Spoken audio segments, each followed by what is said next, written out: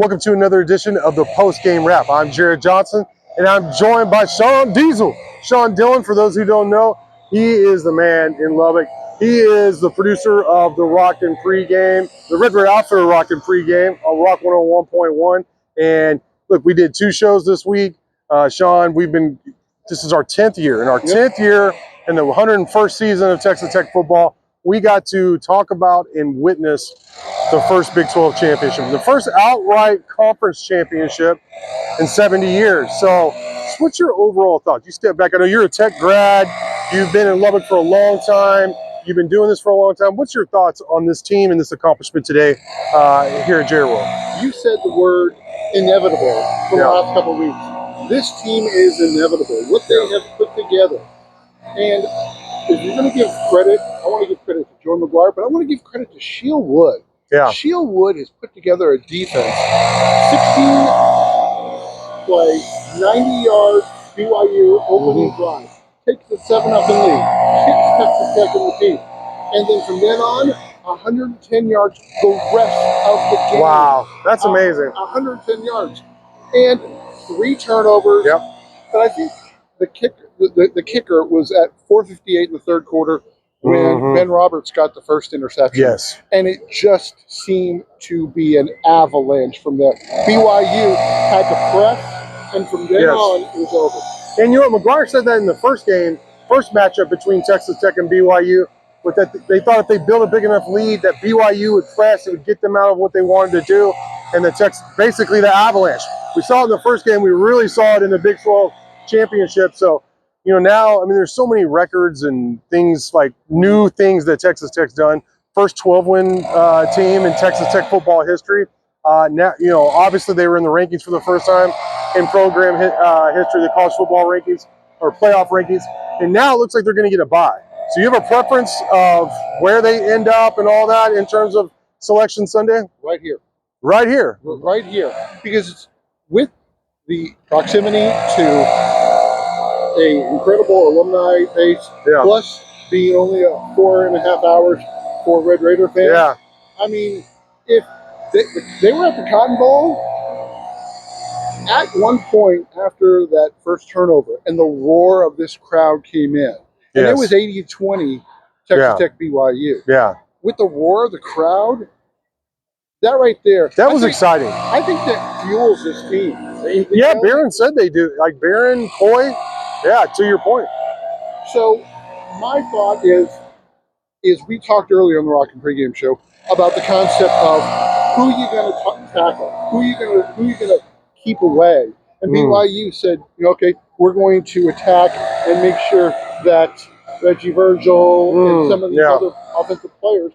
And then, lo and behold, Coy Aiken. Has been on the coldest of cold streaks. He had been, yeah. He turns up, and it goes back to your point of if you stop one player, who else are you going to leave open? And because they spread the ball around. That's one of the strengths of this team. Obviously, the defense, the defensive line, but really the whole defense is the strength of this team. Quality special teams for the most part, but the way the offense spreads the ball around, and your point about Coy is the perfect example of that. He had been cold. He hadn't had like a lot of production at all the last several weeks. It had either been Reggie Virgil or Caleb Douglas, and he comes up with 2 big touchdowns. He was the offensive player of the game. Ben Roberts, like to your point too, again, was the defensive MVP of the game. First player in history to get 2 interceptions in a Big 12 championship game. But man, J-Rod had I felt like he had 20 tackles. I think last time I saw he had 13 or 14 tackles. Great game from him. Lee was in on a lot of plays. John Curry made some great plays. I feel like we run out of superlatives to talk about this defense. How would you describe the defensive performance today? Total dominance. It was total dominance. It was total dominance. Because the thing is that in the press box, one of the BYU guys was saying it was 13-7. Yeah. And after the interception, BYU says, "Oh my God! If they score, this game's over." Wow. And that's how. That's it. Yeah. That's how it's just not only just dominance, but it made BYU press. It made BYU uncomfortable. BYU was happy to have 7-minute drives that lead to an easy touchdown. But when they were behind 13-7 and then 21-7, Yeah. then they couldn't go with their 7 minute because you're playing clock games with the clock. You're not going to win. I thought it was great. Like Lee Hunter in the post-game press conference we were at, he said, that Coach Wood didn't do a lot of adjustments and stuff like that, and that they just coached them up harder and they played harder. Maybe that's just with Lee. Like, Lee, go do your job. You know what I mean? But I really thought the way guys like John Curry, even David Bailey got out in the passing lanes on some of those screens and really shut that down.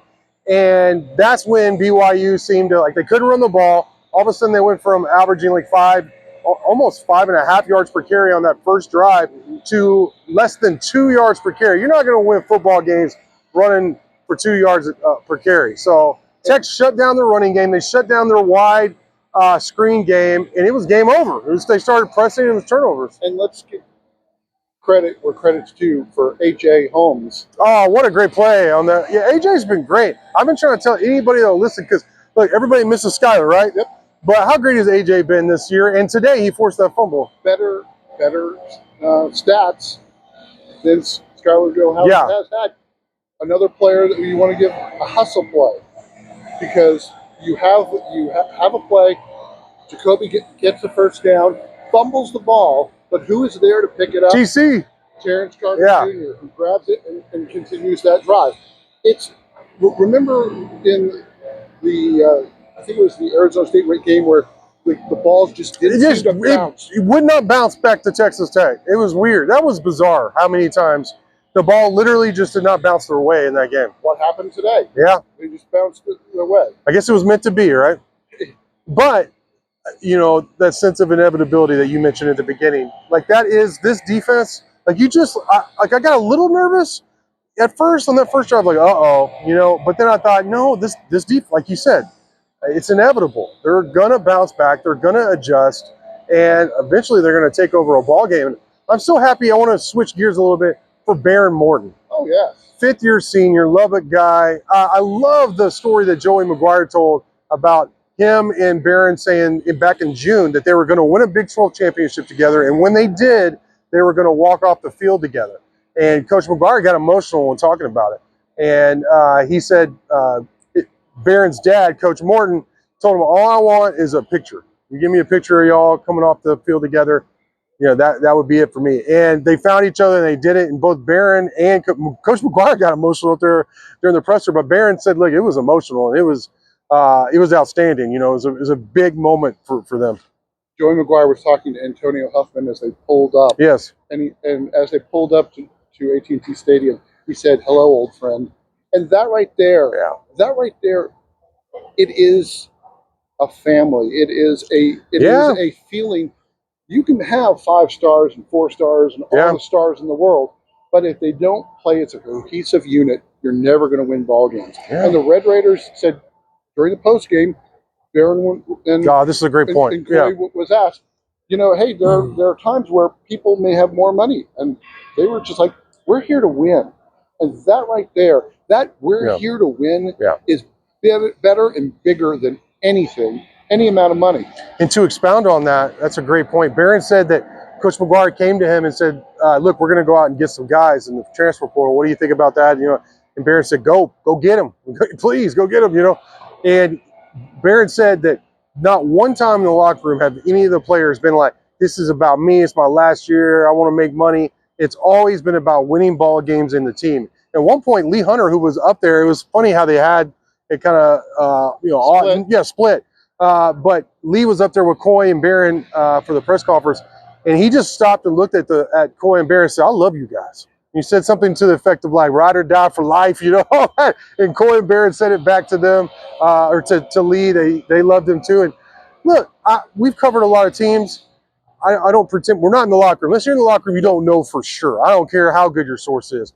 But we're around a lot. We're around the facilities on a weekly basis, have been going back to spring ball for the most part. And these guys we said this before the season. I'm going to say it certainly after all the confetti drop here at JR World. These guys genuinely do care about one another. And there's a very positive spirit or attitude, vibe, whatever you want to call it, around that facility. And one of the things that Joey said And Barron said also, we're not done We're yet. not done yet. That's what they said. Yes. And that right there is the thing. It's key. They're not done yet. They believe. They've said, there have been people that asked people at Texas Tech, well, what are you going to do if you were to lose versus BYU? Yeah. And they shut it down. We're here to win this. Yeah. And now Joey McGuire and Darren Morton have the feathers in their cap. feathers I in their mean, cap. they've mission accomplished in terms of the #1 goal. Now, go make some noise in the playoffs, man. I mean, at this point, you got to put some respect on Texas Tech's name, especially that defense, but the whole team. Why not them? Why not? I mean, you have to. They're going to get a bye, so they're one of the top 4 teams. At least, maybe even higher. I don't know. Who knows with the committee? But I feel strong, like enough conviction to say they're going to have a bye after this. I mean, I don't see how they would drop after this performance. And the rest they get by not having to play a game. Yes. That right there is huge. And Skylar Gill-Howard can come back. Maybe Marion Horn can come back. Just more depth. I don't know if Skylar would start in front of AJ, after missing all this time. But you sure would like to have that depth. And I thought, just real quick, I thought Jalen Cofield had a great game today. He was strong. So, but everybody on that defense seemed to have a great day. So we'll have more content later. We're going to have the Rockin' pregame show on Rock 101 at FM next week. We're going to, of course, have tons of content on this channel and on Inside the Red Raiders. But I really wanted to have my man Sean Diesel on at least one of these shows. And this was, I mean, what better opportunity than right after Texas Tech won the Big 12 championship. Look at us. Look at us. We're here. Who would have thunk it? Not us, but here we are. And congratulations, Texas Tech fans out there everywhere. Thank you, Sean. Thank y'all for watching, and until next time.